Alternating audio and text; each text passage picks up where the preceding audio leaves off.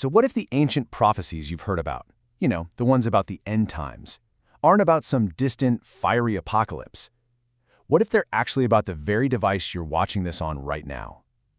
We're about to explore a pretty mind-bending theory that rereads these ancient warnings as a startlingly accurate blueprint for our digital age. Let's get into it. Take this verse from the Quran, a visible smoke that covers everyone, causing a painful torment. I mean, it sounds like something straight out of a disaster movie, right? And for centuries, that's pretty much how people saw it, as something purely symbolic or for a future so far off you couldn't even imagine it. But what if that future is now? The body of research we're looking at today asks a really bold question. Was this just an abstract poetic warning, or was it a literal description of the sky we see above our heads today? So today, we're diving headfirst into this unique interpretation. We're counting down the 10 most shocking parallels between these ancient prophecies and our tech-driven lives.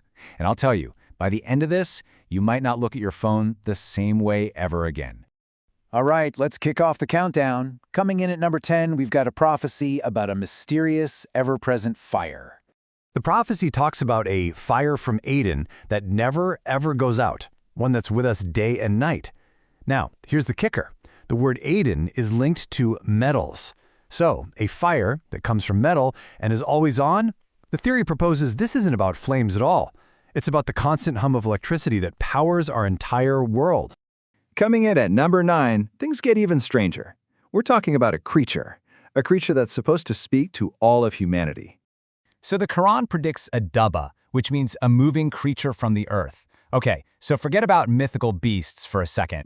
Think about it. What metal beast do we all use every single day, one that's made from the Earth's resources and has totally replaced animals for getting around? The answer, according to this theory, cars, automobiles.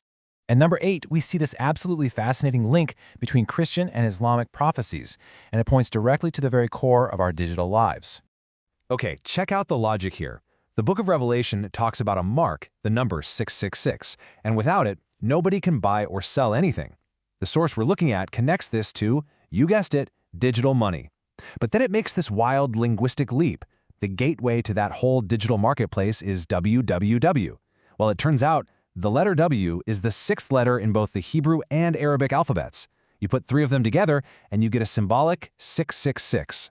For number 7, let's look up. We're actually circling back to that haunting image we started with, that smoke in the sky. This is a perfect example of how this whole theory works. That visible smoke? It's interpreted not as some mystical sign, but as the contrails of airplanes. The white lines they leave behind. And the painful torment? Well, that's the very real threat of bombs and missiles, a kind of fear that's pretty much unique to the modern age. We're halfway through.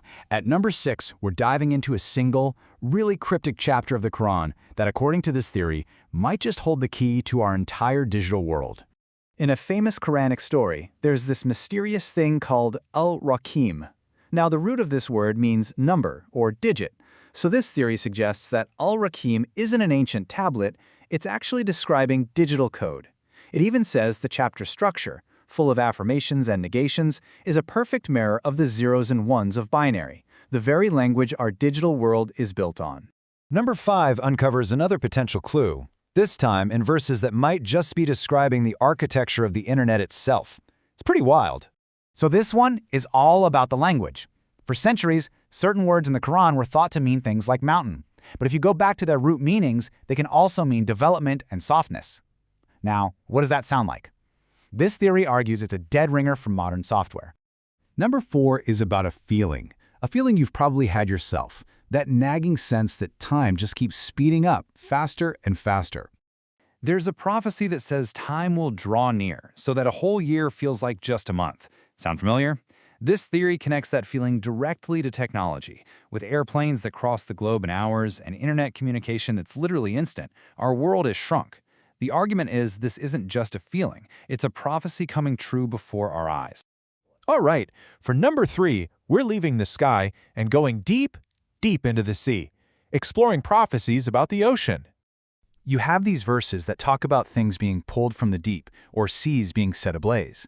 For a long time, these are just seen as symbolic. But what if they're literal?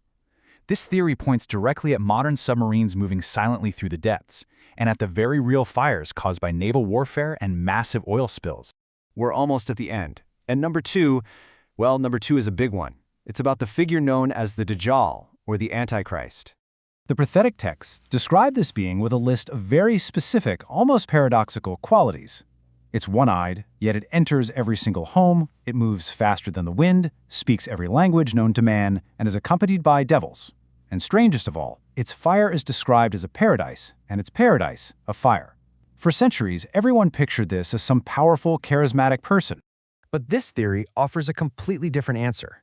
What if the Dajjal, the Antichrist, isn't a person at all?